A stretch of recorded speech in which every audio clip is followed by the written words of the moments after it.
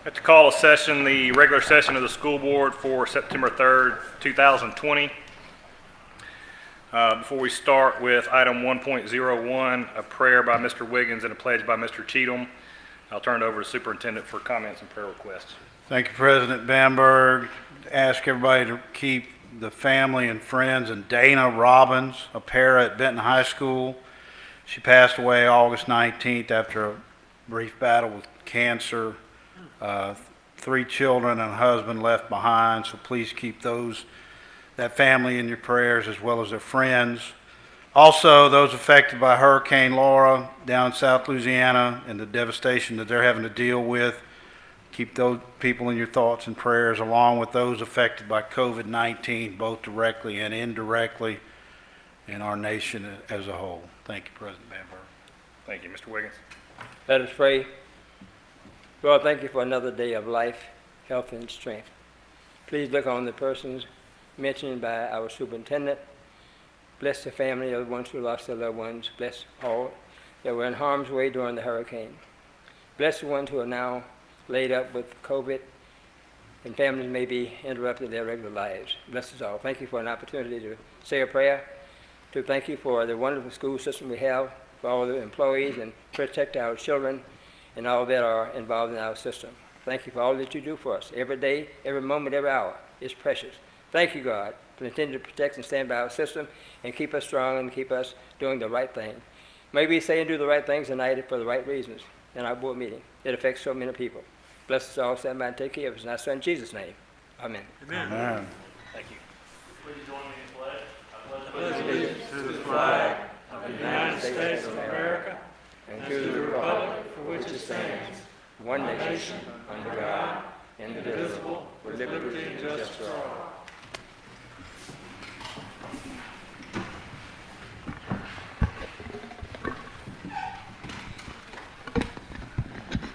And before we get to item 1.02, I want to recognize Miss Darby up there in the rafters. She's been at our Zoom buddy for our meetings for the last few, so it's good to have you back in person. Item 1.02, approval of the minutes of the regular session of the board for August 6, 2020. So moved. Second. Motion by Ms. Smith, second by Mr. Bass. Please vote.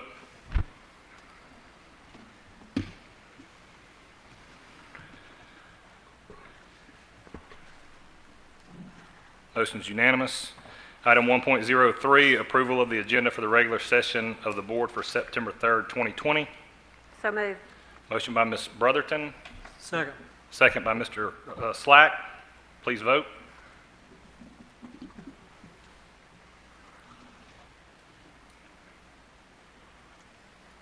Motion's unanimous. Item 2.01, recognition, Bossier Parish Schools Good News, presented by Ms. Sonia Bales, Public Relations Liaison. Ms. Sonia?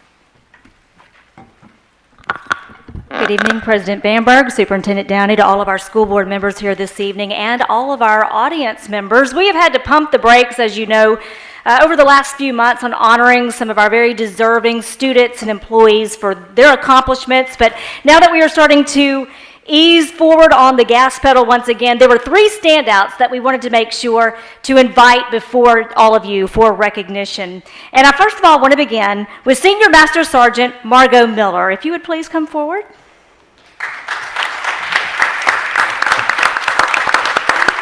Sergeant Miller is the wildly popular and much beloved Air Force JROTC instructor at Airline High School, and she was singled out in just the last few months by the Air Force at the end of the school year. She was selected as the AFJ ROTC Outstanding Enlisted Instructor for all of Region 6, which covers more than 100 junior ROTC units in 7 states. Cream of the crop right here.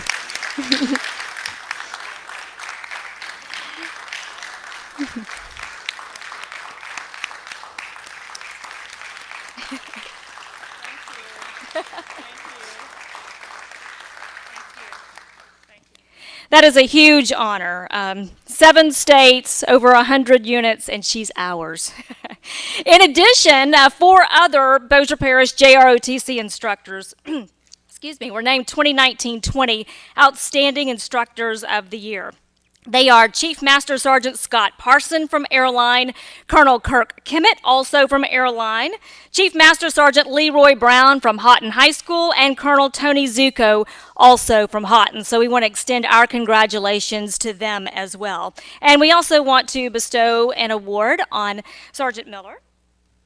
This is our Award of Excellence Medallion from our partners at Caldwell Banker Gosley, and this just symbolizes everything that Bossier Parish is about and honors you for going above and beyond in everything that you do. And we are so very proud of you, and you certainly deserved that award and certainly this one too. Congratulations.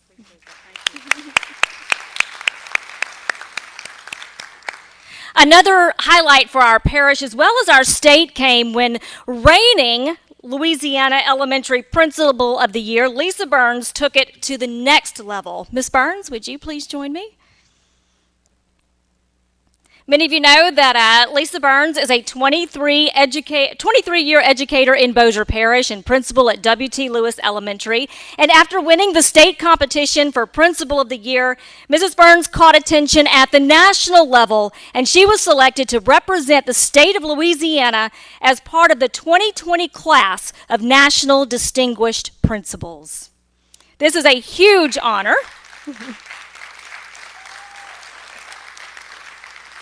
This is a huge honor representing the entire state, and we're so excited for her. She's going to be inducted into the latest class of National Distinguished Principals next July in Chicago. She was supposed to go next month to Washington, D.C., but good old COVID has put the brakes on that for right now. But she's going to be inducted in July at the National Principals Conference in Chicago. So we have some special guests who are with us this evening from the state who also want to extend their congratulations. So if I could please ask Senator Robert Bills and State Representative Raymond Cruz to come forward. I'm going to let them take the podium because they have a couple of resolutions to present to Mrs. Burns. Well, it's a special year, isn't it? Very different in lots of ways. It's a great honor to learn of this award for Principal Burns here, and it's pretty, from what I understand, every year she's been a principal, she's gotten an award like this. Pretty impressive stuff there. A long tenure there, doing a great job. And, most of us probably remember our years in school knowing the principal.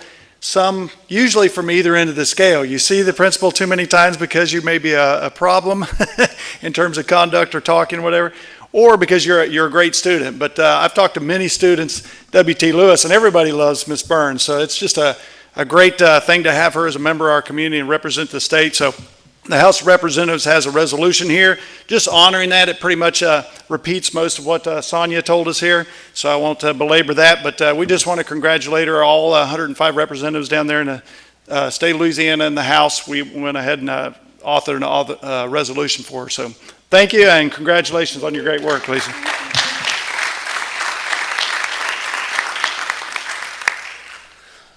Ms. Burns, this is truly an award that keeps giving. You've got scheduled events till next year in July. That's pretty amazing. People are lined up to give you accolades. And I've got a couple of things here, actually. Beryl Peacock, Senator for District 37, and I, Senator Robert Mills for District 36, share Bossier Parish. He's got Bossier City, and I've got everything outside of Bossier City. And so we're pretty careful to work very closely together, and we're very proud to be able to do that. We work well with our legislators in the House as well. But and Beryl Peacock's not here tonight. He sends his regrets. He's got some obligations at home he's taking care of. But in the state Senate, which is a House of 39 members, we had a concurrent resolution and a resolution. This is proof Beryl Peacock is a prolific legislator. He's drafted, and I'm delivering two different resolutions. They are very close together, but this is a resolution commending Lisa Burns, principal of W.T. Lewis School, upon receipt of the Elementary Principal of the Year award, and it's signed by Senator Peacock. And suitable for framing, I guess, also is a little larger this is a Senate concurrent resolution, and this was in fact voted on by the entire Senate and unanimously delivered to you, signed by the President of the Senate and the Speaker of the House of Representatives as well. And, again, commending Ms. Burns as principal of W.C. Lewis. They are long, they're elaborate. You know the story. She's remarkably successful. If she wants to read it to you, I will let her. I know, abundance of caution and time, I'm going to get out of the way. But Lisa, these two resolutions are yours, and Barrow's pretty keen about saying that this is a part of the public records in the great state of Louisiana now, and it'll be there in 100 years. Thank you so much. Congratulations.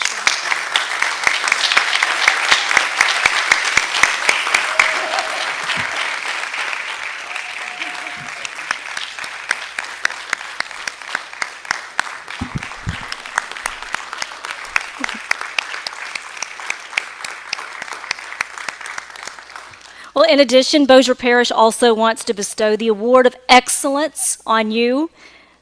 Excellence embodies everything that you do. Her school has attained a grade of A ever since she has been principal at W.T. Lewis Elementary. Top Gains honoree, Equity honoree, and the list goes on, and such a positive school climate there. So it's with pleasure that I award the Award of Excellence to you, and congratulations again. National Distinguished Principal, Class of 2020, Lisa Burns.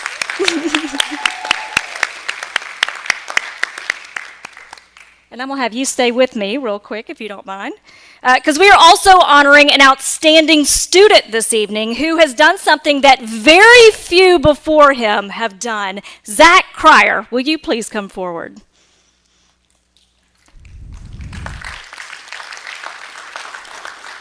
I know our board members will remember Zach, and I think most of our audience will also, because he was our 2019-20 Bossier Parish Middle School Student of the Year. He was an 8th grader at Denton Middle School last year when he won that title. Then he competed at the regional level, won that, only to advance then to the state competition where he won bragging rights and the huge honor of being named as the 2019-20 Louisiana Middle School Student of the Year.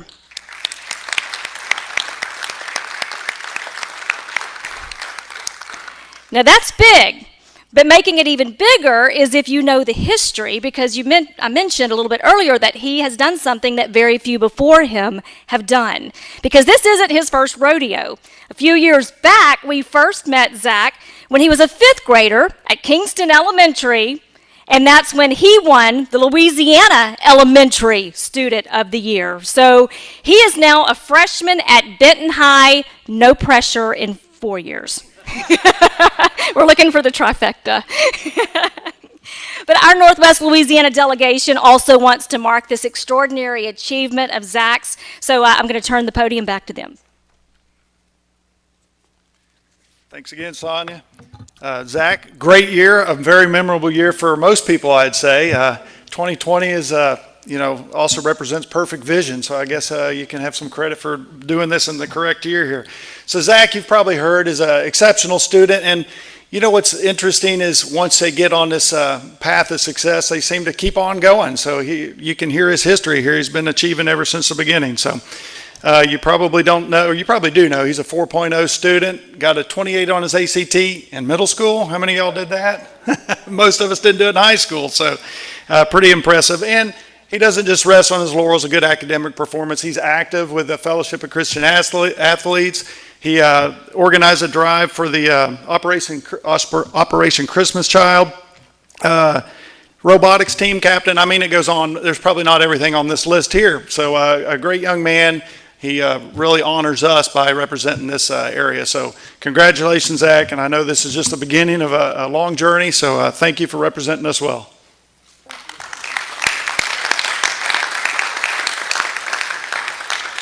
And congratulations, Zach. The Senator Beryl Peacock and I also have a Senate resolution for you, but we thought it'd be appropriate to hold off on that until we get into a little larger setting. And with the constraints we've got today, that this is a big award. we want a big crowd. So we're going to do this at a later date. But again, Beryl Peacock, and I congratulate you, and the State Senate's well aware of your accomplishments. Thank you. All right, we're not finished yet. From Bossier Parish Schools, our Award of Excellence. I think that you might have one of these from a few years back, and you're just going to keep on getting these, I know, every year. Congratulations to you. And I might need a little help on this one.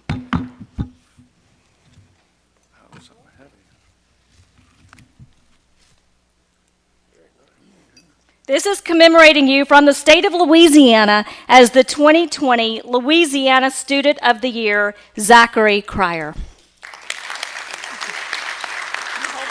You got that?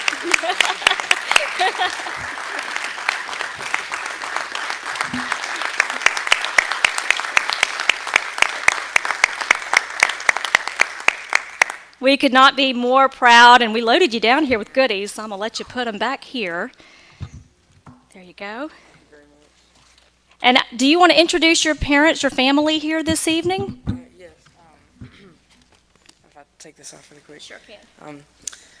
In the crowd right there is my dad, Jeff Cryer, and my mom, Emily, and my beautiful little sister, Landry. They're all here. And just, I really couldn't have done this without them and all of their support. And every time I come home saying, Dad, I want to do this. Mom, I really want to try this. And they're just like, they just gave me all of their full support and always encouraged me to do my very best. And really, as much as it's an award for me, it's really a symbol of everybody that's fed into me and given me that support, like whether it be, you know, my parents or my coaches or my club sponsors and all of my teachers in Bossier Parish. So just thank you once again, and thank you, Mom, thank you, Dad, and thank you everybody that's helped me along the way.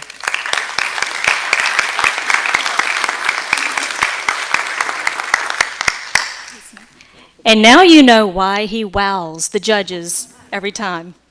Congratulations again to Zach. One more note as we wrap up.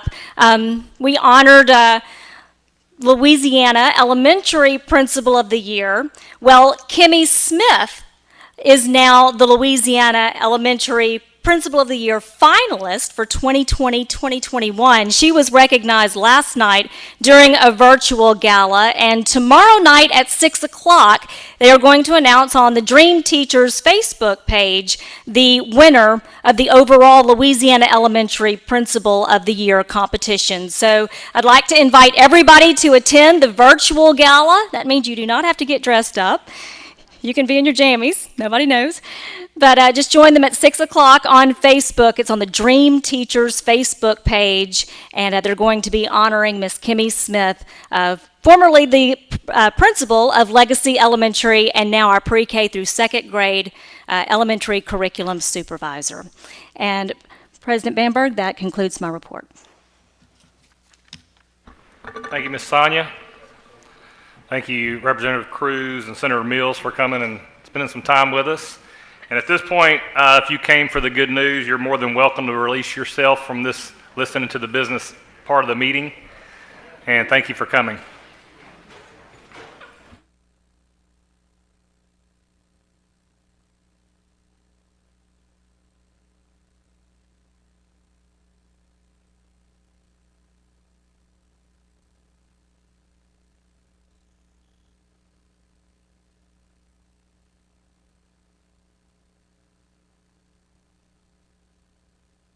.01, Declaration of Surplus, presented by Ms. Kerry Douglas, Chief Procurement Officer. Good evening, President Bamberg, Superintendent Downey, board members. My first item up is per the memo dated August 18th. I'm requesting that the items listed within be declared as surplus. Motion by Mr. Cheatham. Second. Second by Ms. Brotherton. Please vote.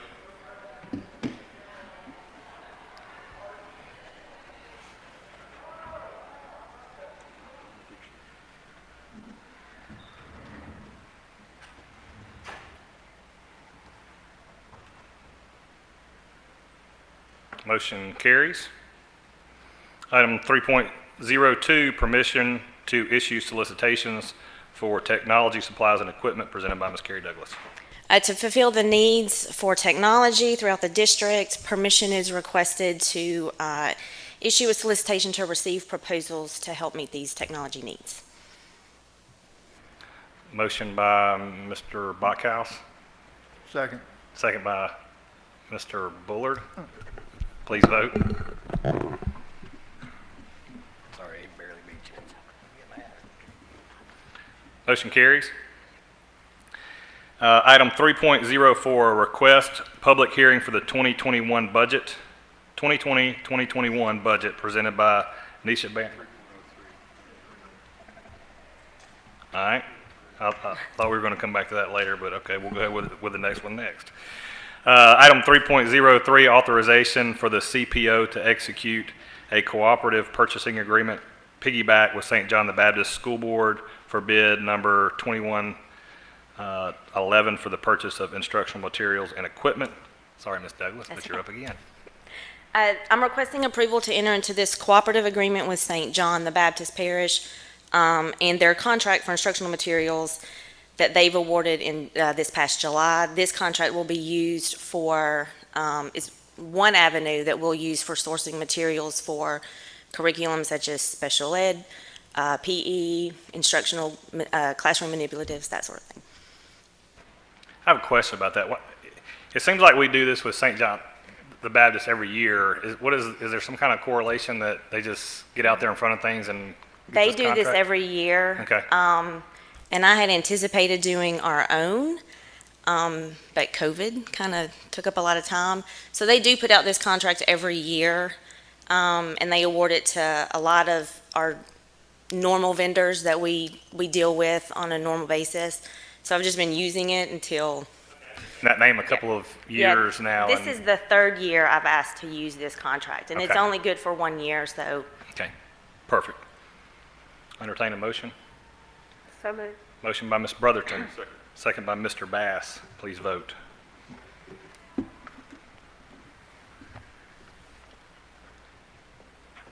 Motion carries. thank you. Thank you, Ms. Douglas. Now we will do item 3.04, request public hearing for the 2020-2021 budget presented by CFO Nisha Bamberg. Good evening. As I'm sure y'all are aware, we're required to hold a public hearing for the 2020-2021 budget to allow for any public comment or questions on the budget. So at this time, we just need to make sure there's no public comments. Have any public comments about the budget? None being heard? I think we're good. So Thank no you. motion, do we need a motion for that? No, sir, we just have to allow have the meeting. comment. Mhm. Okay. Thank you, Ms. Bamberg.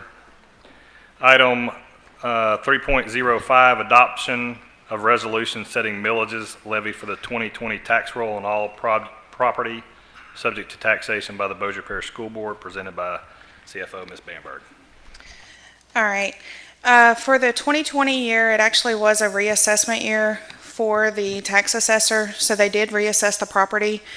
The updated property value that's going to be taxable on the tax roll this year is $1,046,229,389 is going to be the updated. Because that is an increase in property values, what they've done is adjust the maximum millage, perfect right there. They've adjusted the maximum millage down so that the same tax is assessed. So since the property value went up, the maximum millage is adjusted down to so that we still collect the same property value. There is actually an obsolescence credit that has been given by the assessor this year, so there will be a slight dip in our collections this year because of that credit. But next year and the remaining years, it will be at the same level as in prior years with using these updated adjusted maximum millages. And so the actual millages that I'm proposing for the board to adopt tonight are the updated adjusted maximum millages for the four, should be five of them. The bond is also on there, but it's listed underneath, so. Do you know what percentage will be affected? It's going to be about $900,000. It's about 1%. So, About 900,000 is what we won't collect? correct. Because of the, I mean, I'm talking about the convalescent roll. I'm talking about for the Correct. COVID. It's going to be about 900,000 was the estimate that the assistant assessor gave me. And is there no way for those adjustment rates to be equal to what we would collect? There is a possibility that we could roll forward. That's a longer process, and what that would do would be raise the, basically where we carry forward our old rate and don't go with these new rates. So to do that, we would have to advertise for 30 days, and then we have to have a public hearing and flow through that process. And what we would be doing is foregoing a public election to increase millages. But we do have that option. When property values raise, we have the option to go through the process and roll forward our millage. Since this was a one-time credit, we didn't feel that we would need to roll forward this year. The collection should be back at their normal level next year. Thank you, Ms. Smith. And is this already part of the budget? Yes. Okay. Yes. Mr. Bass, did you have a question? You just asked it. Okay. Mr. Bullard? Thank you, Mr. President. Ms. Bamberg, if I'm understanding all this correctly, if we were to roll forward, we would, in effect, just go to the rate which was in effect this past year. Mm-hmm. And it would apply to a larger value. So therefore, we would generate additional revenue. Yes, sir. Now, I believe you used the amount 900,000. I'd understood it was more like 970 plus thousand that, in effect, we're leaving on the table. I don't know, I'm unaware of anyone else's tax assessment and their tax liability. I know I received a letter, I assume everyone else did, and the total impact, if we were to stay at the same millage, was like $4 on my tax collection. I respect your recommendation. At the same time, I find it difficult to leave almost $1 million on the table. Yes, sir. And we've discussed this, so I'll leave it at that. But I appreciate your bringing it to our attention. I just don't know that leaving this money on the table is in the best interest of our system long term. Yes, Thank sir. you. Okay, and just to make sure that I have a good understanding of this, the 900,000 should be for 1 year, and then after that, we should collect exactly based on our millage. Our collection Correct. should be what we sent out to the voters to try to raise based on a millage at that point. Yes, sir. So with the adjusted millage, without the credit, ignoring the credit, the adjusted millage should net us the same revenues as we did in the prior year, which is the point of the adjusted millage, so that the tax to the public is the same, those that are paying the taxes. So it's two 900,000 amounts that we're talking about. The convalescence credit that they gave will decrease ours about 900,000 this year.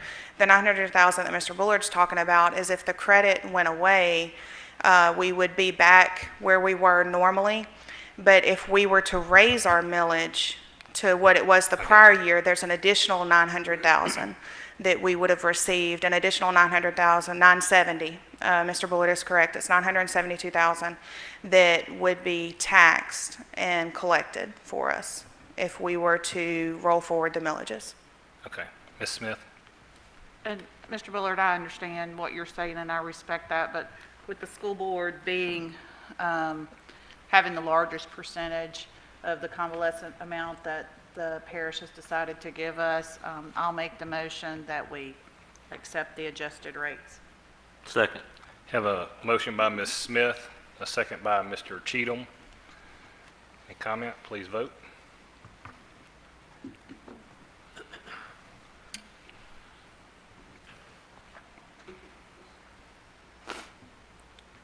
Motion carries. And just one more clarification on that. The other taxing bodies in our parish have foregone the Correct. roll-up as well. The ones that I've talked to, I think there's one small fire district that did choose to roll theirs forward, but I talked to the assessor a couple days ago, and that was the only one he knew of that was going to be rolling forward. Okay. Thank you, Ms. Bamberg. You're welcome. Thank you. Item 3.06, are you going to be handling this for Mr. Newman, Mr. Bullard? Yes, sir. Okay. Item 3.06 will be the Finance Committee meeting held for August 20th, and that will go through item 3.09. Thank you, Mr. President. Mr. Newman is currently quarantined due to close contact with a positive COVID-19 test, namely his daughter. And so his entire family, I believe, is quarantined right now. But they're all doing well. So it's just a matter of letting time pass. There was a meeting of the Finance Committee on August the 20th here at BIC. All but one of our members was present, and the following items came before the committee. First of all, the committee recommends Bossier Parish School Board approve the awarding of the following scholarships. A $2,750 scholarship to Elizabeth Atnip from Halton High School, Peyton Lewis Airline High School, a $1,500 scholarship to Kendall Fowler, Benton High School, Lexi No at Airline High School, and Sydney Salzer at Parkway High School, and a $500 scholarship at Madison Pool, Benton High School, and Michael Ross at Airline High School. $500 scholarship funded by the Mildred and A.J. Burns Trust to Ashlyn Gibson from Airline High School, and the $500 Pat Wortman Memorial Scholarship awarded to John Michael McLean from Airline High School. This was approved unanimously out of committee. This is out of committee. Please vote.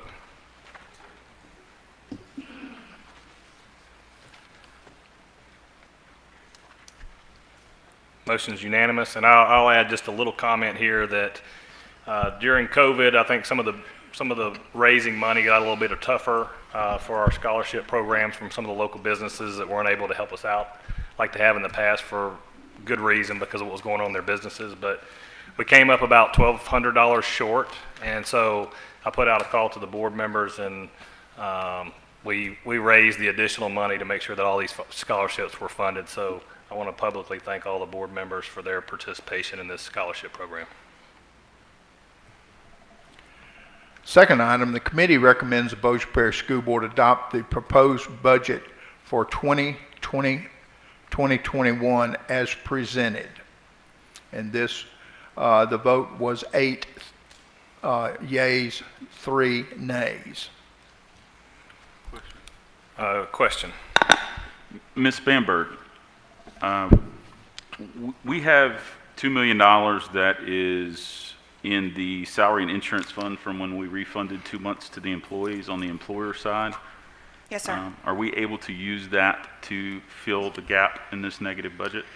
That $2 million that is set aside is actually in the, it is in our budget. It's still sitting in the salary and insurance fund. It is a committed fund balance that the board has done. And so if the board were to choose to uncommit that fund balance, that is an option at any point. And so if the board wanted to uncommit it, we could, if y'all wanted to budget a transfer into the general fund, and that would be additional revenue into the general fund.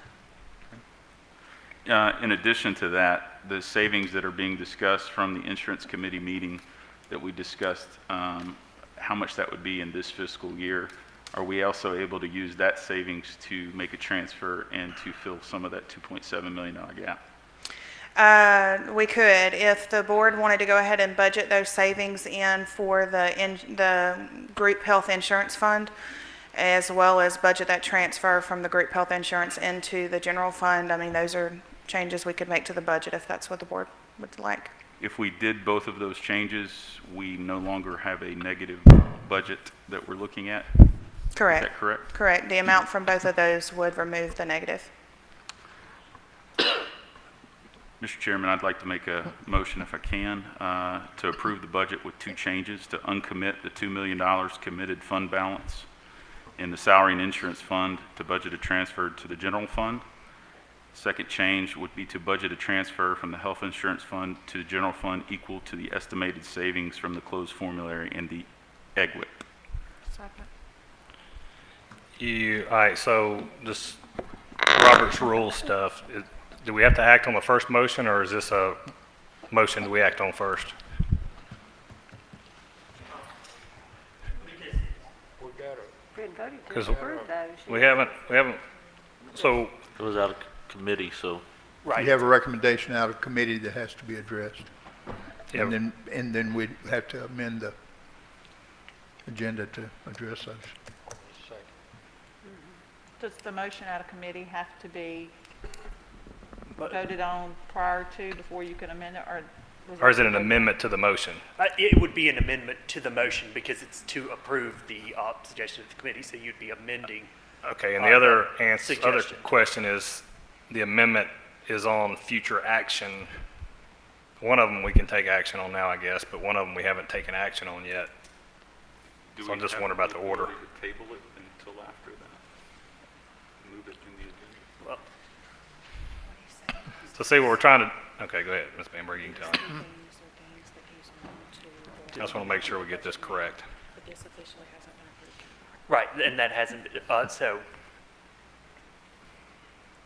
just so I'm right on the order, the committee. Mr. Selves, the question is, can this action item be tabled until a decision has been made on down on the agenda about the The insurance? insurance and the things, then, that's correct.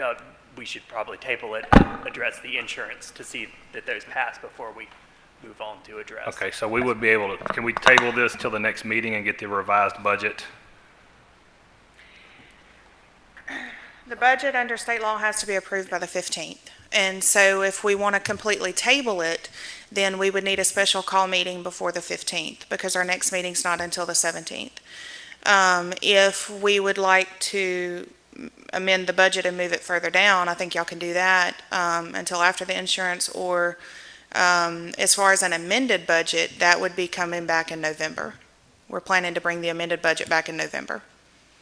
So the resolution that's presented to the board is to approve the budget. There is an option that the board could approve the budget with these changes. And so that, I guess, would be, those are all your options that are before you at this point. Just move it down. Okay, so we'll move it down, but I do have some questions and some comments before we move that down. Yes, sir. Are there, I mean, obviously we know that we were struggling, and I didn't vote for it for a budget that was not going to be living within our money that we're getting in. Why didn't we just hearing about this $2 million that we could putting in that are uncommitted? Are there any other uncommitted funds that we can move into our general budget? I did point out the $2 million, and I showed y'all that fund was there. At any point, the board can always uncommit funds. Now, those are the only committed funds that the board could uncommit. The other funds that we have, if they're committed, if they're restricted, it's under a legal restriction. And so when I presented the revised budget to the board in July, that's when we moved and the board committed those funds and we put them in the salary and insurance fund.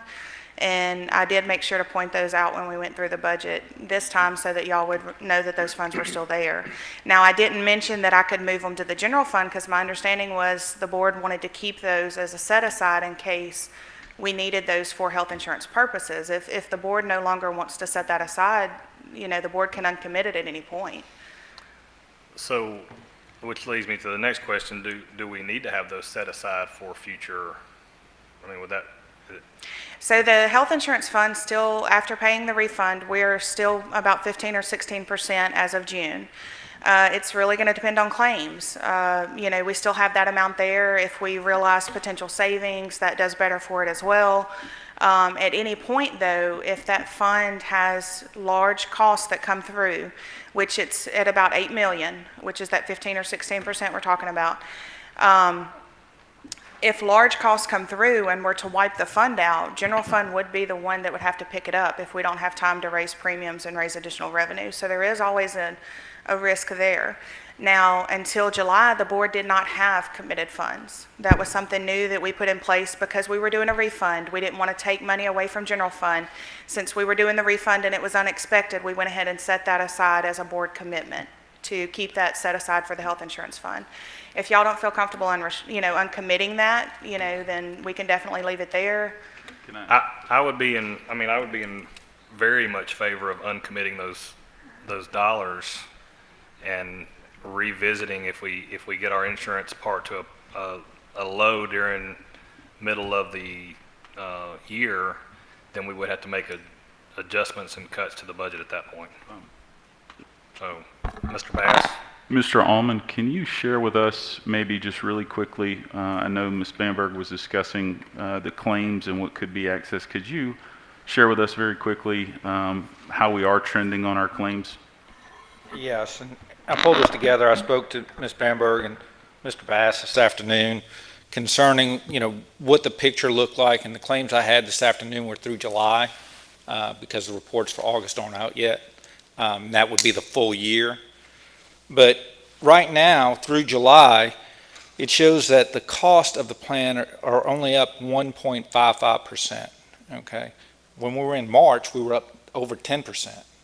And mainly what's happened is we had a large number of people hit a specific deductible early in the year. And then the reinsurance started kicking in and started paying their portion of the claims. In addition to that, we've had COVID, less care of a non-urgent basis. People not going to the doctor, people not going to the dentist. Some of that we've been recouping some of that cost, but that's trended the claim cost down over the past 4 months. We've also had a situation that's going to reduce the cost. We had a retiree that worked for the school district for 30 years and he retired. He was paying his Part B premium, but he never qualified for A. Well, working outside the school system in the past 5 years, he's now got the credits that he needed to qualify for Part A. It got approved in May by Medicare, went back to January. So his $500,000 worth of bone marrow transplant is now going to be picked up by Medicare. So the plan should get back $200,000 or $300,000. Worked really hard in the last month with Blue Cross to get a claim paid on a gentleman that billed out at $1.2 million. It paid Monday the 31st at $845,000. We get it paid Monday, it's all reimbursed to us for reinsurer. We get it paid Tuesday, we got to pay $400,000 of that. So he had already met $350 prior, so the whole $845 gets paid by the reinsurance carrier. So that was really good, and Blue Cross really helped out in getting that claim from MD Anderson's and getting it paid. All that being said, the costs this year were significantly higher on large claimants. This year we had 24 claimants get over $175,000 worth of claims. Had 9, yeah. This plan year. 1920. 1920. Okay, thank you. So we had 24 get over $175,000 worth of claims. That equated to $8.5 million. The same period last year we had 9 and equated to $2.9 million. So we haven't had this volume of large claims ever. And it really was an impact on the active employees. How that transitions and how it goes forward is going to determine where the claims are. I mean, when you look at this, $8.5 million on 24 people out of 8,800 bodies that y'all cover. So a very small percentage had about 25% of the claim cost of the entire group. Less than 1% had 25%. Does that happen? It hadn't happened in the past, and hopefully it won't continue forward. We've got back $1,783,000, or we should get back $1,783,000 from the reinsurance carrier. We paid them 1.4. So we got back more premium, more than we paid them in premium. So that's a good turn for the school system. We got an increase, but we've dealt with that already. So right now, with everything bad going on, there were some good things.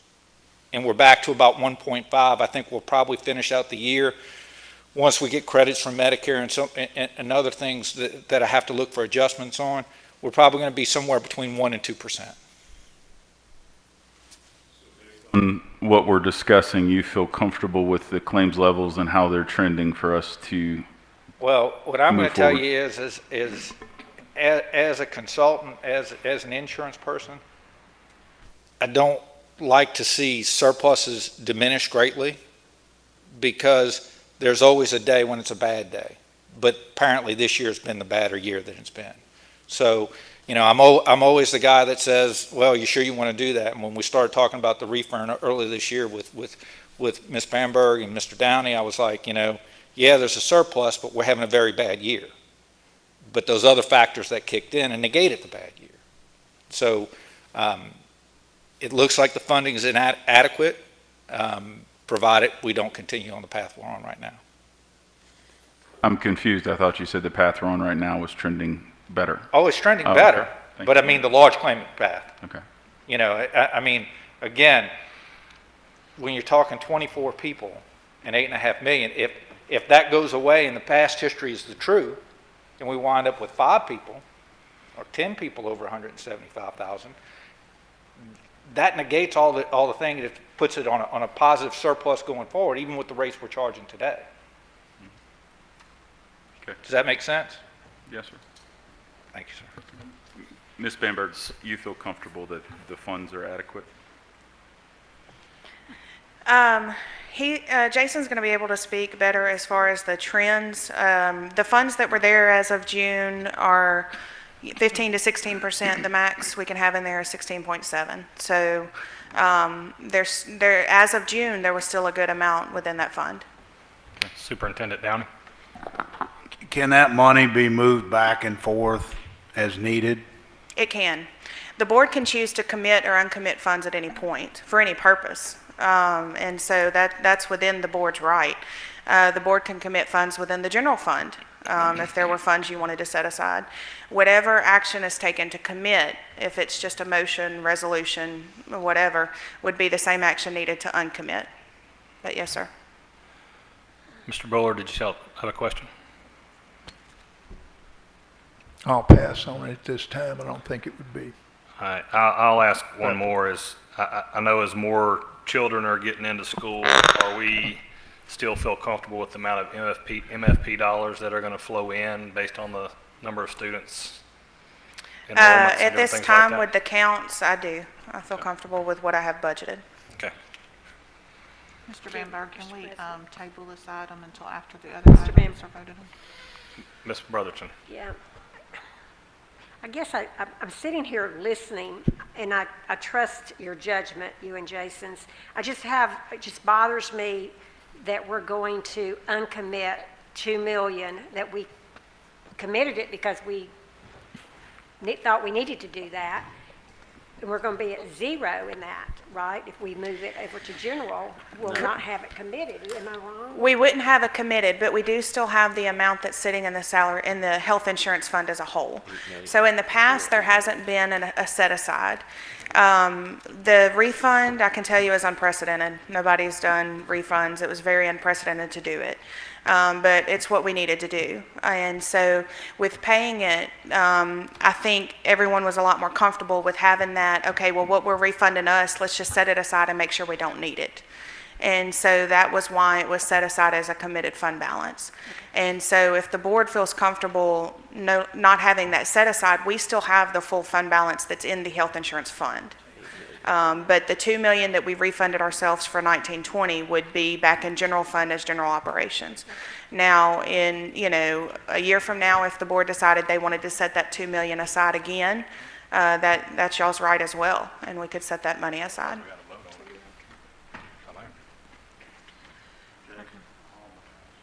Mr. Allman. I just want to clarify what I meant. What I meant was that I hate for a fund to become a grab bag. You know, I think the $2 million is fine. I think the funding for July and August is going to be adequate to actually increase some surplus once we get to the end of the year.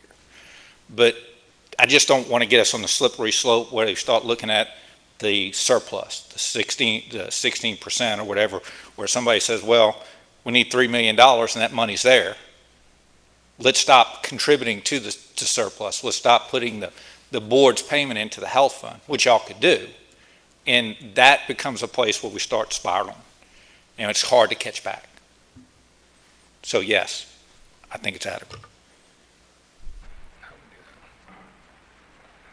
Mr. Self, do we need to make a motion to table this to come back and pick it up at the end of the meeting, or can we just have no action right now and then come back to it? Since it's just going to be the same meeting, really, you could just pass it. So do we need somebody to pull back their motion? It wouldn't hurt to do a motion. I'll retract my motion. Okay. Okay, so board members remind me to get back to that after 3.14.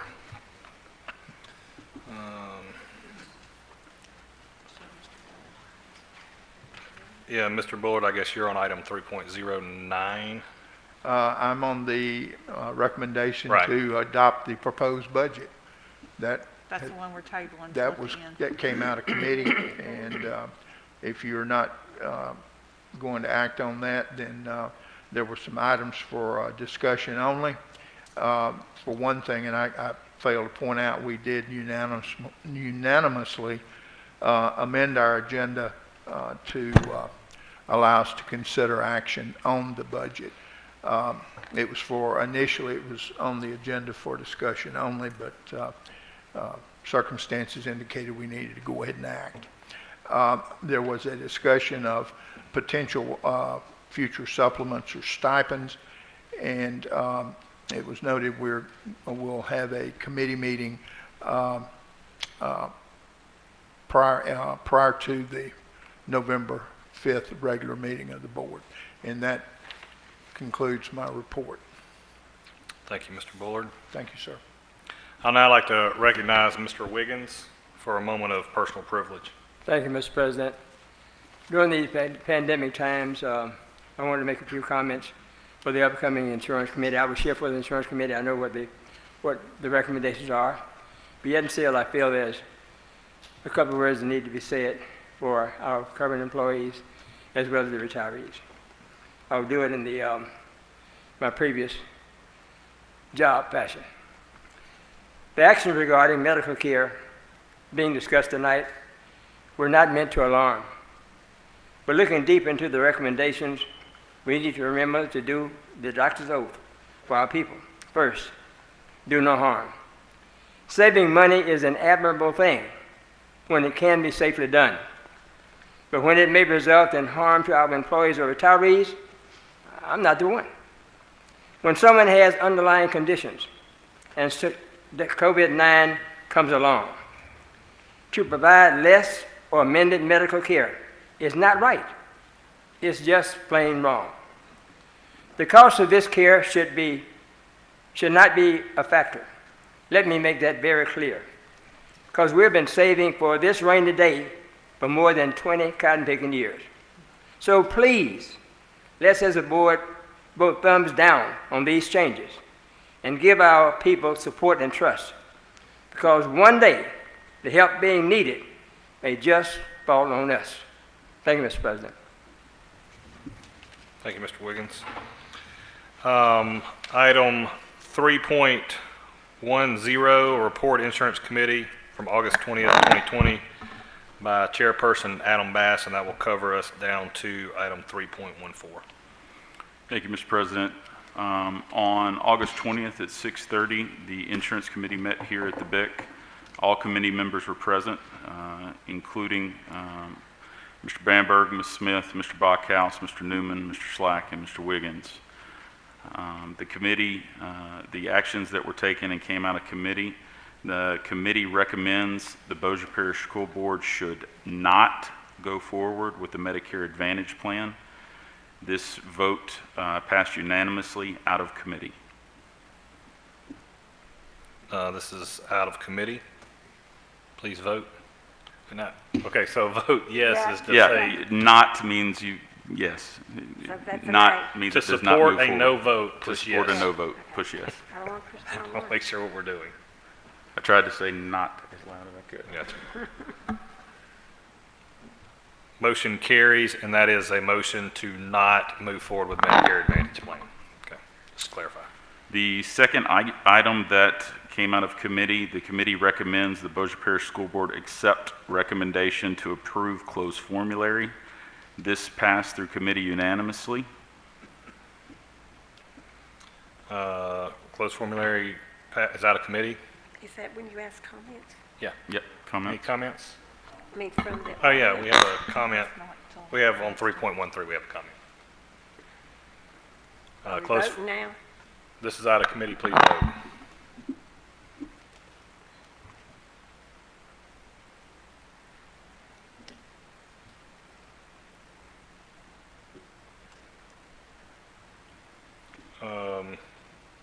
Mr. Wiggins, just to clarify your vote.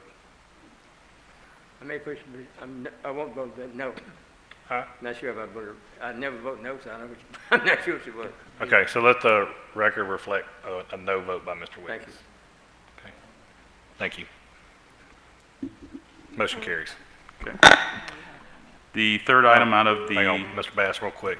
We do have one comment, request slip by Mr. Kim Gaspard on agenda item 3.13.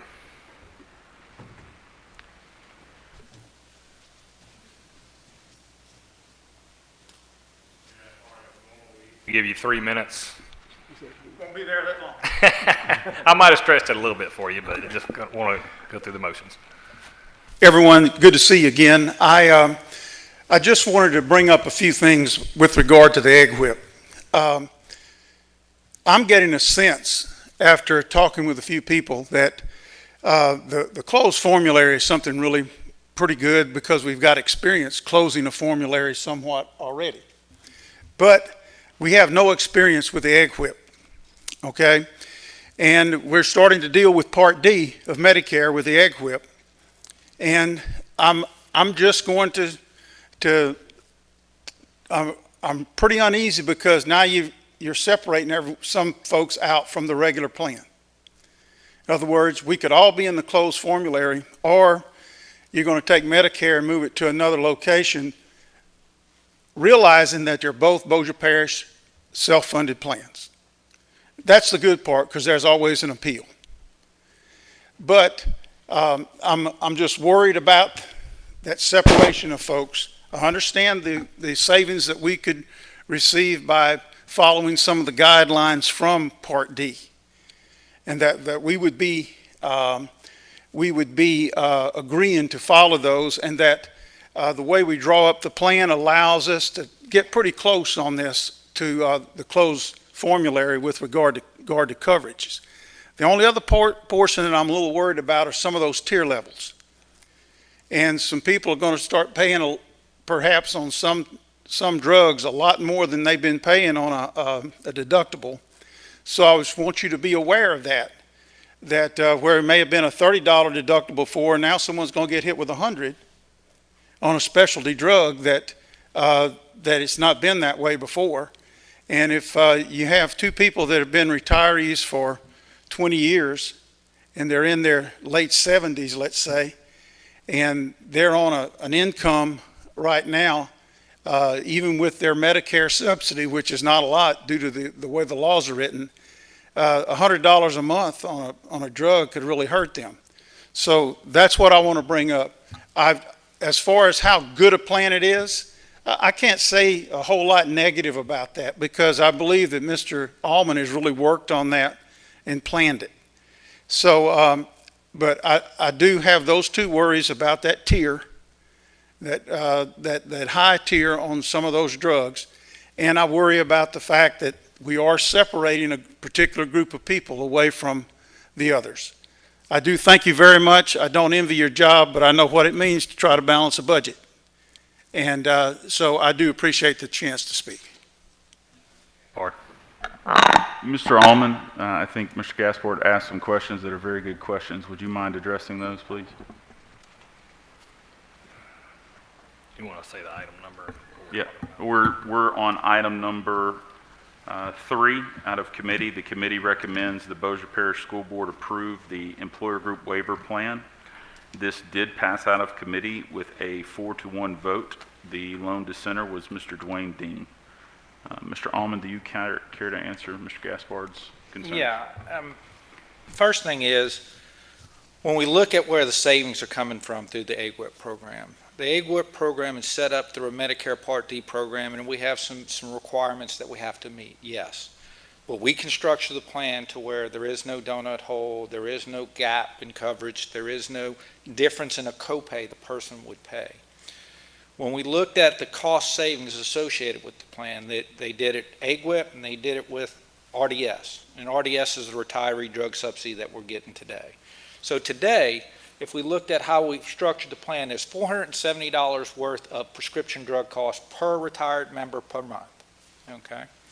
Of that money, the retiree with Medicare pays $69. So that's the first thing comes out of that.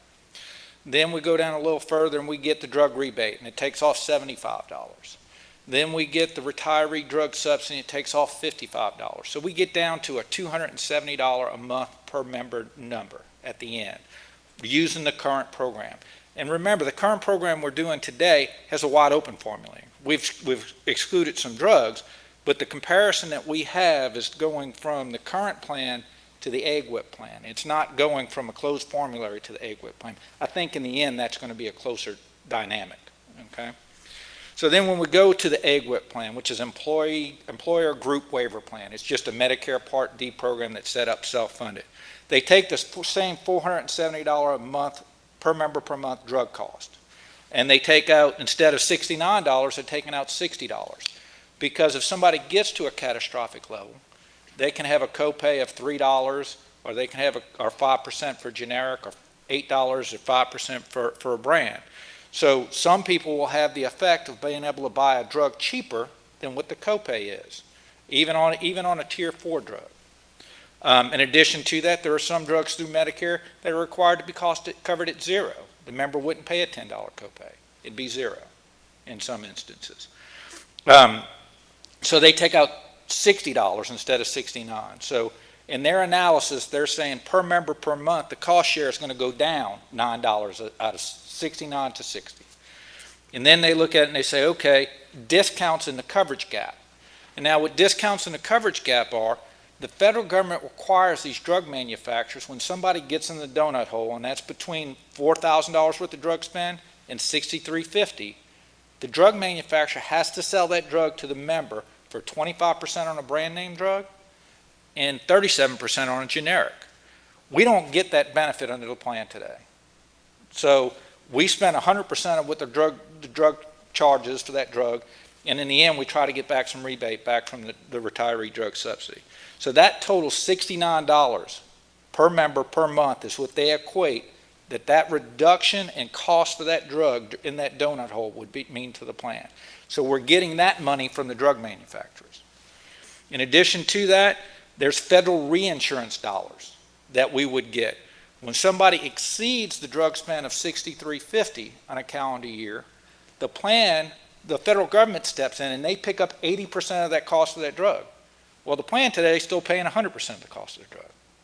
And in the end, we're hoping to get a rebate back on the retiree drug subsidy. That totals $60.61 per member per month. So from $470, we dropped the plan liability to $279.89. They charge an admin fee of $10. We get the rebates back out at $75. So now we're down to $215 per month, and then we still get some form of a federal subsidy back of $3. So in the end, all of the savings that we're talking about here is $60 per member per month, which is $1.2 million, and that's all coming from the federal government and the drug manufacturers. We're not changing a benefit. We're not saying the drug cost is going to be reduced by any formulary or anything else. We're not impacting any of the cost associated with that based on that. We are solely saying we're taking money from the federal government. We're taking discounts that are allowed that we're not getting on the back end with the retiree drug subsidy. We're getting back $55. Well, instead, we're getting back $120. And so that nets out to about a $60 fee with the admin fee. So in the year, if we had the drug cost the same, we're just taking funding from other avenues to make it more affordable. Now, I say all that, and it's a savings. And is there going to be some people that are going to be impacted? The people I would see impacted, we talk about sometimes manufacturer copays. Okay, well, there's an anti-kickback law that's out in the government that says that an individual can't incentivize somebody to take a drug because the federal government's paying for it. So they outlaw those copays. But there are workarounds that are available to some people. Okay? And so you might have a drug like Humira. Humira might cost $5,000 a month. Well, today the plan pays it, and the member's got a $100 copay. But the drug manufacturer kicks in all but $15. So that copay may go away, copay assistance may go away for that member. The plan's still paying the same thing, but it's because of the anti-kickback law that they could be affected. But there are other funding avenues, whether they set up a foundation, whether they do some financial assistance, look into your finances to where the person can get it for less or free. It's just a matter of working through it. I think when you look at the end result, and everybody goes, well, they'll have a different card. They'll have 3 cards, Medicare card, the group card, and then the Part D card. And yes, it'll be 3 cards, but you only take out the drug card when you go to the pharmacy.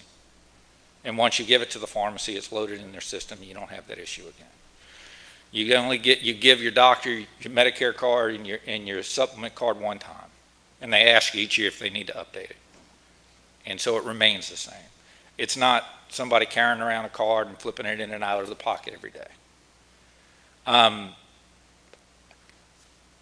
not selling this program. Don't make any money whether you do it or not. I'm saying there's a savings with it. I don't think it's going to impact anybody greatly. Mr. Wiggins. Thank you, sir. How much, sir, do you anticipate we'll save? $1.3 million. That's my point. It shouldn't be about the money. 1.1 million, I'm sorry. It's about people's lives. Yeah. These are not just people. These are our employees. Work 30, 40, 50 years, practically no raise, depending on the insurance they have then. We're not broke. We have money. I don't see why we should change anything. What we've had was good then, it's good now. Savings is not the issue. It's people's lives. We've got an epidemic, a pandemic. And people are going to hurt, lose their lives because maybe one person, that person's life is valued. It shouldn't be about the money. Please vote against this. Well, Mr. Wiggins, I'm not for government handouts, government subsidies, but this is money that is being foregone because of the way the program's handled today. Sir, I'm not speaking about government, excuse me. Yeah. I'm not speaking about government handouts. Money we have now. Well, I understand.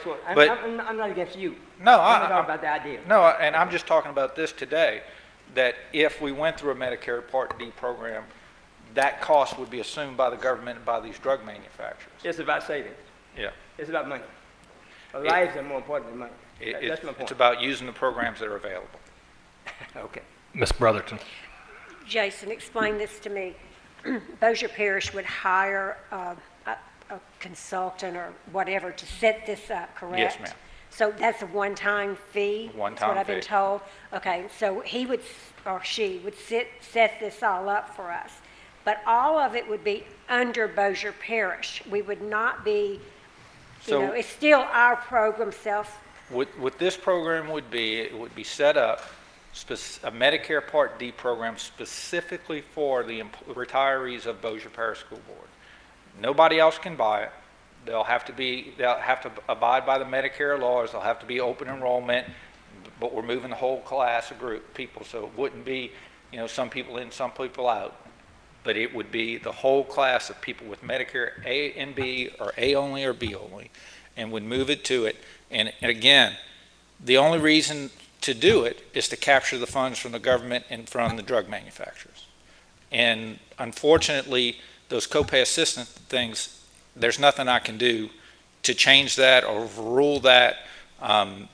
It's trying to find a workaround outside of what the plan would pay. Bottom line is, our retirees would not be hit with higher cost with us going with this. Assuming that we looked at it from a 10,000-foot view on what the total cost of the plan is and what the cost to the employees would be, retirees would be, not any one specific, but overall, the overall cost share of the retirees would actually go down, according to the modeling.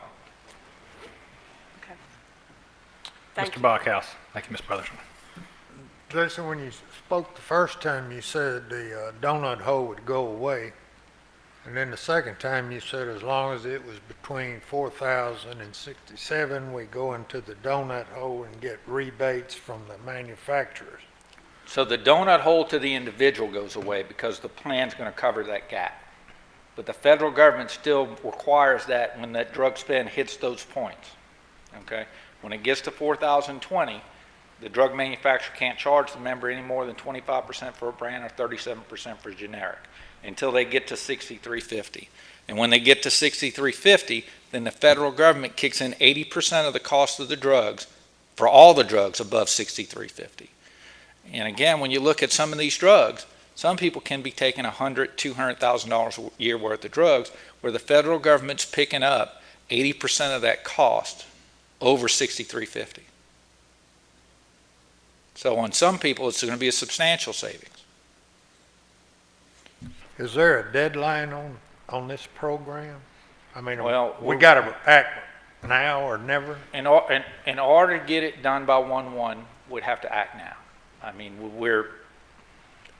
I haven't got a commitment to say that they could absolutely positively get it done, but so far all indications that it is. And we would work tirelessly to make it work, okay? And make sure everybody got notice and all their questions and information was passed along to them. But it's not, if it's not going to be January 1, then we can look at it at a later date. Hang on, Superintendent Downey. We've had a lot of numbers thrown out there, and I'm just trying to make sure I understand this, because as you were going into your explanation, I got a little confused or discombobulated, but the closed formulary, what is the predicted savings on a closed formulary by itself? For the entire group, it's $1.4 million. Okay. And if we added the egg whip, then that would remove the retirees' drugs from the closed formulary and put it in the egg whip. So that would reduce the closed formulary down to 900,000? 930,000, somewhere about that. Okay. And then both of them together? Both of them together would be close to $2 million. So the egg whip, and I'm not, if you disagree with what I'm about to say you disagree. The egg whip is going to save us an additional $600,000 over the closed formulary, right? Correct. Okay, thank you. All right, so I got a question, and so I understand globally flying over that it's going to be a lower cost. The thing that gives me heartburn on this is the tier level change from a lower tier to a higher tier and the cost associated with that, as Mr. Gaspard said.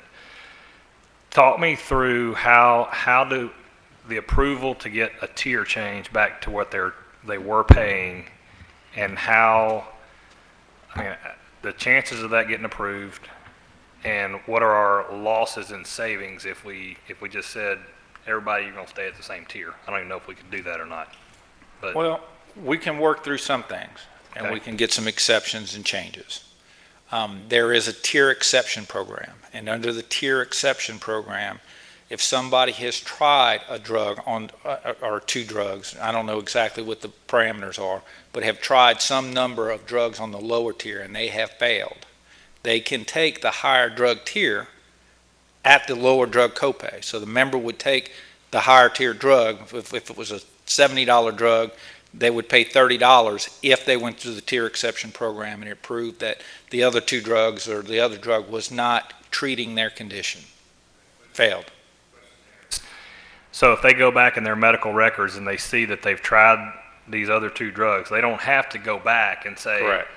This drug didn't work already once. I don't have to go back and try it again so I can get the tier exclusion. The doctor files an appeal, says, we've already tried this, it hasn't worked, here's the drugs we've tried, and this is what's happened. And is that a guarantee on the exception? It's supposed to be. It's my understanding of it, just like any other appeal, that if you've tried the drugs and it's failed and you've gone through the process, that it is. Okay. Mr. President, one last comment, please. Mr. Bass first, and then I'll give it to you, Mr. Wiggins. Jason, I just want to make sure I understand the recap because we've had so much thrown at us. Egg whip is something that is controlled by the Bossier Parish School Board, yes? It's a plan designed by the Bossier Parish School Board for the Bossier Parish employees. We have we're to not abide giving by up- some Medicare Part D. Yeah. We're not giving requirements. up control to an insurance company or anything like that. No, sir. Okay. Cost on several of the things that you're talking about on retirees in many cases would go down, right? That's according to the report, to the modeling that we've gotten, that the cost share by the retirees would actually go down from $69 to $60 per member per month. But we would also, based on what you said, some copays they may be paying $30 and they may pay Maybe $3. zero. They may pay So $3. the reverse of that is also that same retired couple that is in their 70s on a limited income also could see more money into their pocket on this also.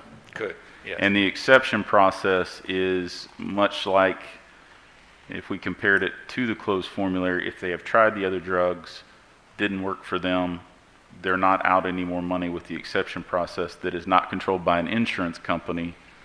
It's controlled by the Bossier Parish School Board and the plan we set up, correct? Correct. Okay. I just want to make sure I understood exactly what I was voting for. Okay, Mr. Wiggins. Thank you, Mr. President.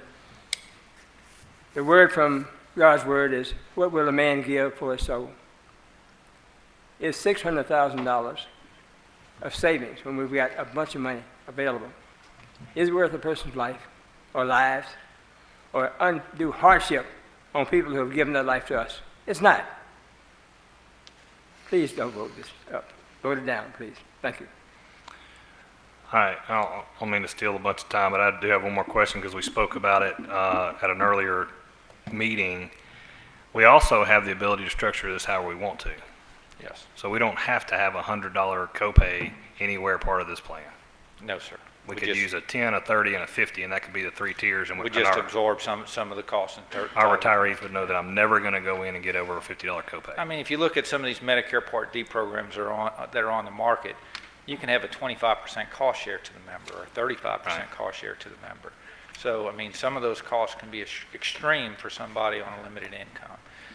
We've designed the plan to fit where we are today, and we can redesign the plan as we go through the implementation process to make it be what y'all want. Now, I think once we file the plan with Medicare, we got to wait till next year to make any adjustments. Okay. I mean, because the 70 and the 100 give me a little moment to pause. And I think if we were able to go out there with a statement that said, hey, we're at 1030 and 50 or 1030, 60, I'm just coming up with numbers on my head because we can do whatever we want to, or 10 and 30 only. I mean, I don't know. I know that cuts into our savings. Well, at this point, if we're going to examine those things, I think we do that in a projection for a later date than trying to jam this all up right now. And we try to accommodate and explain and make people feel comfortable with it. Because, again, if y'all are wanting to, okay, let's make sure we don't exclude anybody here or somebody gets hit negatively there. If you take the time and walk through it, rather than us going, okay, it's not going to cost retirees any more money, it's not going to cost the plan any more money on paper, and today, if we close the formulary, the drugs are going to some people are going to go to a tier 3, some people are going to be on a drug they won't even be able to get today. So even the closed formulary is going to impact it, some of these retirees. And so all I'm saying is that financially, I think the member, based on the plan's going to pay the same, less, the member's going to pay less, we're going to get money from other avenues. Now, which drug will be covered, which drug will not be covered, that's going to be sorted out in the wash. We can set up the plan, we can go through reports with the consultant and with the PBM and make it as narrow as we possibly can to accommodate that during the implementation process. But again, that's up to y'all. How soon do you want to do it? Okay, yeah, hold on just a second. Okay, so, I mean, I guess you kind of walked around it a little bit, but, so we could have a top where we could tell Yes. we could tell the retirees we're not going to have a Absolutely. copay over $50. When we implement this, we can look at it, we can redesign the plan however the school board will like. Because again, we're going to pick up where Medicare doesn't pay. We're going to pick up in the gap, we're going to pick up for a drug that's over it, and we can put it at whatever levels you want, but any levels that we take away, any copays that the member would not pay, will be a reduction in savings. So we're approving that, we would be approving the egg whip plan tonight, and we would put the touches on it. We need those Through on the tonight. implementation process. I mean, we're going to sit down and we're going to go through all the benefits and the drugs and try to narrow it up as best we can. And if that's something that the board wants to do, we can discuss it as far as changing a copay or narrowing a difference between two tiers or excluding a tier. But at that point, we paid a consultant to come in and put it together. If we said, nah, we can't do that, then Yeah. we paid We the looked at consultant. this and in the end, we got 50 people that are shifting from a tier 3 to a tier 4 drug, and we don't want to hit them with $30. Can we do a $90 copay or a $70 copay on a tier 4 drug? Can we do a $50 on a tier 3? And what would that look like? I think Ms. Smith was next.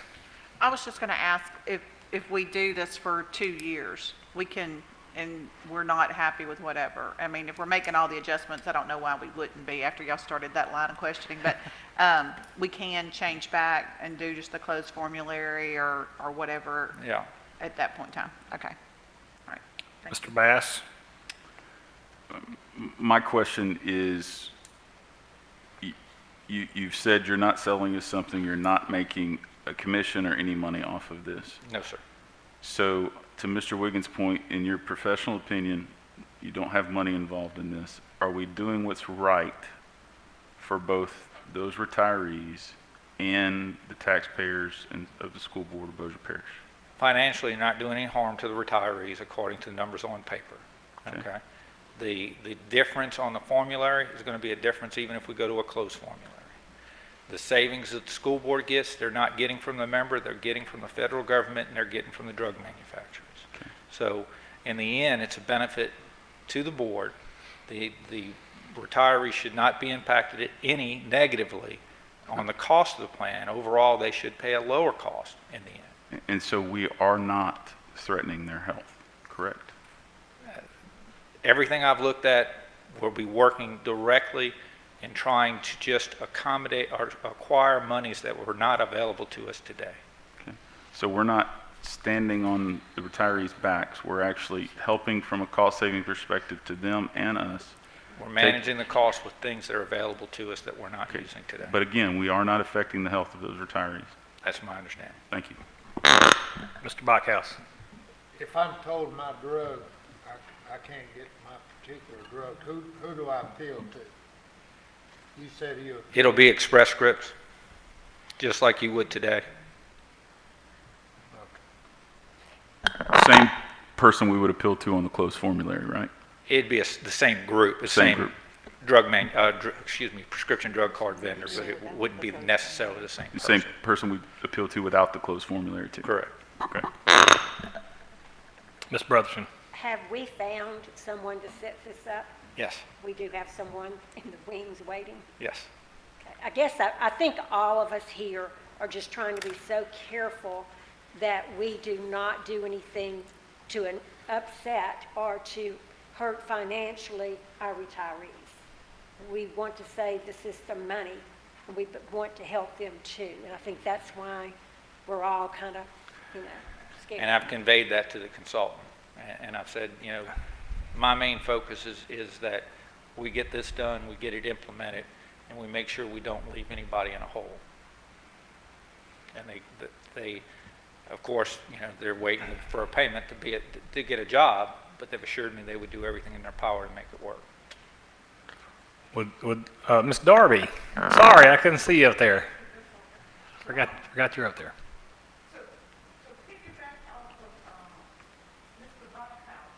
Mike. Can't hear you. I don't think I don't know if anybody else. Put your mask down.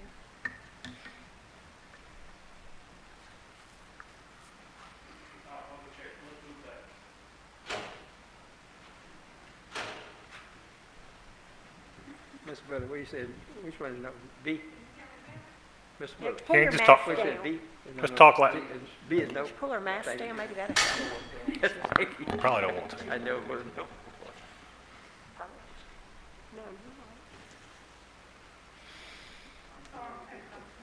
No, you're fine. So what? Go ahead.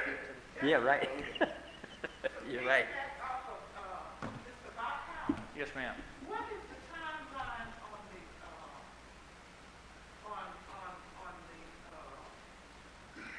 the, On implementation for it? Appeal. For the appeals process or for implementation? Well, it would be between the doctor and the pharmacy drug manager for pharmacy drug benefit. The doctor, it could be done over the phone, it could be done over fax. It can be done, and most times within a 24-hour period. I mean, today, I'm sure some of y'all have had an appeals process where the doctor's prescribed you something, you've gone to the pharmacy, and the pharmacy said it needs a prior authorization, or it needs a quantity dispensing limit. We need to talk to your doctor, and we need to assume this. Generally, those things are done within a 24-hour period of time. so what's the longest, if it wasn't a 24-hour turnaround? What would we be looking Ma'am, I don't have those specifics, but I would think it would be no greater than a 48-hour turnaround. With a yes or a no. They say that they don't, the drugs don't work. I'm sure that's a timeline too. Well, they got to take the drug. So if they haven't taken previously, the doctor would have to prescribe them one of the lower tier drugs or two of the lower tier drugs and see if they work. And if they don't work, if they fail, then they'll move them to the higher one through the appeals process or through the tier exception process. So I would just guesstimate that would be probably a month. Could be 2 months.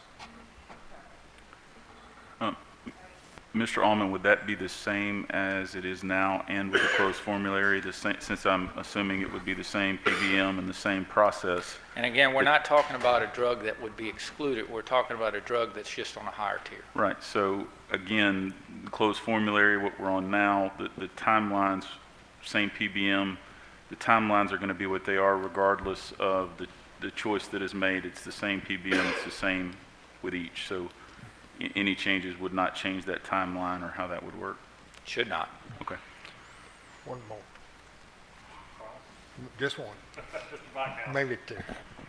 Now, what I'm gathering on this is that the drug manufacturers and the coupons are where our savings are going to come from.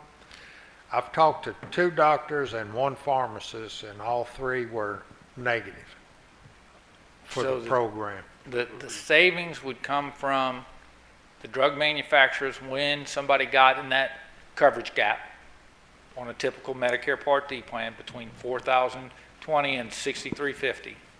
And the fact that the drug manufacturers are required to pay a lower amount for those drugs, okay, or get a lower amount for those drugs. And then the reinsurance through the federal government for all drug costs over $6,350. Once a member gets there, the federal government subsidizes 80% of that cost of that drug. And so that's where the savings is coming from. We're giving up money in the form of the RDS because we won't get that anymore. We won't be filing that anymore. But we get back double that from the federal government and from the discounts from the drug manufacturers while in that coverage gap. And we got 400,000 on the RDS last year. Is that what? We got close to 900,000. 900. So we won't get that. Yeah, but this savings is in in addition to that. So we would give that up, but the overall savings, if we Covers counted that. that, would be 1.1, 1.3. Mr. Allman, if we're being fair to all involved, the three things you just mentioned, would you say that would be beneficial to both the retiree and the school board? Everything, the three items that you just mentioned in response to that question? I'm trying to remember when I just responded. As far as the donut hole and the three things that you just went to, Yes. it sounds like it's actually gonna, it's not Should gonna, be beneficial. It's gonna be beneficial to both parties, right? It's not gonna, Correct. it's gonna actually help the retiree and help the school board. Right. Okay. All right, so the last question is, will this consultant come in and meet with this board, or is he? Yes, I Okay. mean, So there's some cost for travel and lodging and stuff, but yes, they will come. Because I'm gonna be supportive of this tonight, but when the consultant comes in, I would hope that this board makes sure that we don't have any people that are affected negatively from this, either by way of co-pays. Can we have a line drawn in the sand somehow that nobody goes from a 10 to 100 without? I mean, So if we engage them, it's a fee of $85,000, okay, to do this. So if we go through it and we get them in here and we work on right, it I for a understand, month. but then it's a negotiation to say, what do we want to do? You're the one who usually does that. So it's a negotiation to say, here's how we want to structure it. Now, we may Yes. be eating into some of our savings, which we've got enough. Well, if 2 months from now you say, call off the implementation, you're still going to get that I got guy you. $85,000. I understand that, but we set the parameters once he comes in, he Yes. or she comes in and stands up mic, we can set the parameters and we may be moving the needle up and down on savings. Yes. For 2 years. Superintendent. Mr. Allman, I know we've talked about these three different options over the last couple months, so my question is, are you confident that we know enough about exactly how this is going to work to advocate for this at this time, or is there a need for us to make sure we know exactly how everybody's going to be impacted before we commit to this? I don't know everything. I don't know how long it would take to implement. I don't know that we can meet the time frame that we have. I think a cautious method would be to approve the closed formulary and to work forward with the AGWIP program, even if that is setting it up for 1/1 of 2022, and make sure that everything is capped, because there are some compliance issues you have to go through with the federal government on Medicare Part D. And in the end, everything's going to work out the way it's going to work out. In the end, there'll be some people affected, and things will correct themselves over a month or 2 months period of time, and everything will be worked out. And that's going to happen whether you do it this year, you do it next year. But structuring the plan and making sure it's all done there, it can be done in an implementation process. It's just got to be started soon. Am I comfortable with understanding how the program's going to work and who it's going to affect? I feel pretty confidently that there'll be a savings to the school board, there'll be a savings to the members. How one individual or another might be impacted, we can go through all the particulars, and we might narrow it down to a handful of people, but it's still going to be some people. Mr. Bass. Mr. Bass. May I have one? Go ahead. I'm sorry. One point, Mr. Allman, as far as engaging the consultant and moving forward, if we decide to back off as far as the cost of that goes, it's my understanding that Blue Cross has decided for this year to give us a $2 per member per head savings. Yes. Okay. It's also my understanding that that savings would be in excess of what this consultant would charge us. Yes. So we would have the ability basically to engage this consultant to move forward, and the cost of that could be attributed to the savings that we are getting on this year's plan from Blue Cross. Correct. So we could move forward with the consultant. If we did not decide to move forward with this, it would not be an additional cost to the taxpayer due to the savings that we would get from Blue Cross. Am I understanding that correctly? Yes. Okay, thank you. Mr. Wiggins. Thank you, Mr. President. Final comment. Common sense tells us that we have savings and it's not hurting the school board. It's going to inevitably affect our retirees, others. Not everyone, but maybe too many. Because we don't know. He said he's not sure about everything, and he can't be. Nobody can read the future. We weren't sure about COVID-19, and we've got 185,000 people in the ground, and others may be coming forward. We don't need to do this. We have what we call a rainy day fund sitting in the pot to take care of these issues.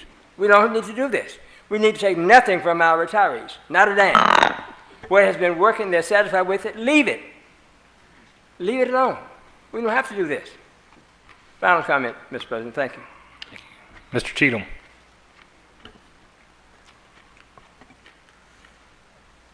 Promise I won't be as long as I was at the last meeting. Man, I understand what a lot of the board members are saying here, and obviously, from what I'm hearing, I don't believe this plan is going to impact negatively because we can go in and make changes to it. At the same time, I just have to say this to my board members and to our superintendent. If we continue, every time there's talk of change and making changes to save money and we don't do it because we don't want to change, we're going to continue to not put money towards continuing to educate our children. We have an opportunity to save money on insurance and get money from the government that we can turn around and put towards educating students. But if we continue to say we don't want to make this change or we're scared of this change, you know, we sometimes have to make tough decisions, good or bad, and we might make the wrong decision tonight by putting this in. There's a possibility of that, right? I think everybody that puts themselves in leadership positions puts themselves there to make decisions, not to sit here as a 12-member board and say, let's just keep rocking like we're doing. We got some money in savings. We do have money in savings, and we're probably going to need that for other things. We just saw, we could have sat here tonight and rolled forward a tax, but I think we decided as a board that we didn't want to do that to the taxpayers because we're going to have to go back to the taxpayers for more money. But sometimes we have to make tough decisions, and based on what our consultant's telling us, I believe this is something we should give it a shot. It's not something we tried, it doesn't work, we come back. But we're also doing our job of spending our money wisely in not just our money, but the taxpayers' money wisely. Thank you, Mr. Cheatham. Mr. President. Mr. Bass. If everyone is done with comment, the committee recommends the Bossier Parish School Board approve the employer group waiver plan. This passed committee with a 4-to-1 vote with a dissenting vote, Mr. Dwayne Dean. And this is out of committee. Please vote.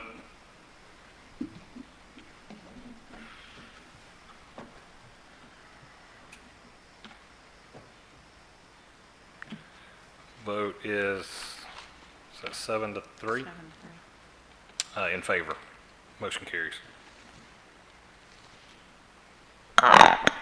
Mr. President, that concludes the report from the Insurance Committee meeting. Okay. There says there were just some items of discussion, just housekeeping stuff. Yes, each one was addressed by the discussion we just had and questions that were asked. Okay, and so now we will circle back to tabled item 3.08. Is that correct? I have one question. Hang on, we have an attorney. Mr. Steff, do we, to vote on this and then to vote on the proposition, to add those two things, do we need a vote? Do we need to add it to the agenda and vote on it? No, so the committee is returning a recommendation that you approve the budget as committed. You could just simply make a motion to approve the budget and then with the amendments. With the resolution? You wanted to add. Amendments. Okay. Who's got that mouthful? I do. Okay. I make a motion that we approve the budget with two changes: to uncommit the $2 million committed in the fund balance and salary and insurance fund to the budget, to transfer to the budget to the general fund, and to change to budget a transfer from the health insurance fund to the general fund equal to the estimated savings from closed formulary and egg whip. Second. Motion by Mr. Bass, a second by Ms. Smith. And I want to ask one question. Does that give us a neutral or positive budget for 2020-21? So the egg whip, as Jason said, if we're starting to look at making the changes, we're not sure we can implement egg whip on January 1. Do y'all want to move forward with the estimated amount as if it were January 1 on egg whip, or I just need a clarification But if on not, the closed formulary, which was voted and can be implemented by July 1, still saves us enough money to get over your worst-case scenario, which was $2.7 million, correct? Correct. So 6 months of the closed formulary. If closed formulary is implemented January 1, if we have to hold off on egg whip until we get everything lined out, then the closed formulary estimated savings were 1.4 million. Half of that would be about 700,000. I think the motion is fine. So we will not have a red number at the bottom of the budget when we... No, sir. It'll pretty much be a zero. Okay. Have a motion and a second. Please vote.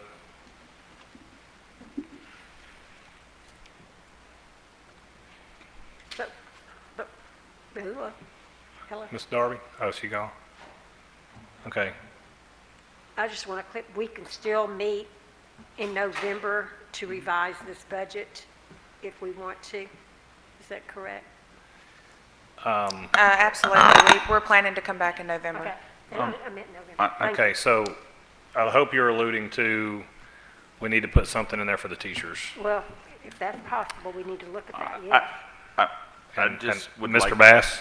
I just would like to ask that you look at our current policy, the 12 and 15%, when you come back to us in November, and any changes that you think could benefit in that policy, we would very much like to hear them, I think. So Absolutely. if in that policy you can look at it when you come back to us in November, I think this board would like to hear that. Okay, item 4.01, announcements, superintendent comments. Schools and centers will be closed Monday, September 7th for Labor Day. The next regular session of the board will be held September 17th at 6 p.m. here at the BIC. Thank you, President. Item 5.01, adjournment.